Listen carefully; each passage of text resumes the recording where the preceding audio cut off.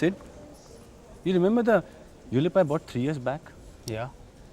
Well, I'm planning to surrender it. Already? Why is that? Why? Because I've finished the login period. I think I should try something new.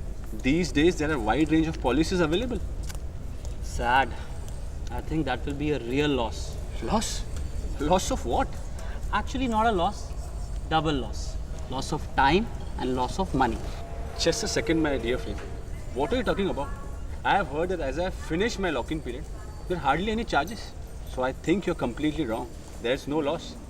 Just think about it. If you go in for a new policy, that too will come with its lock-in period. Of course.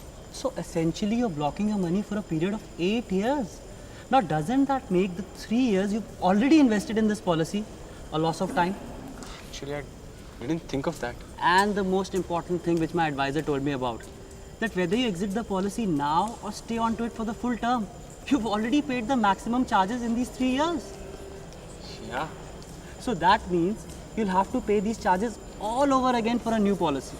Now, doesn't that make the charges you've already paid for your old policy a loss of money? I didn't think of that either. So you see, my friend, breaking your old policy for a new one is really not wise. Sid, you've got it all worked out. It seems I have some thinking to do. And I think we should go. Because if we miss our flight now, we'll both lose a lot of time and a lot of money. So let's go. You're right. Genius.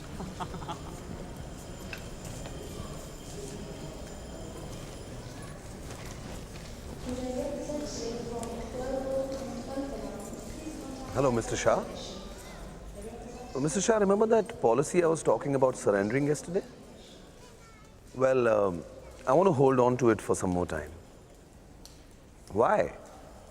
You can say that I want to think about it and maybe find out something more.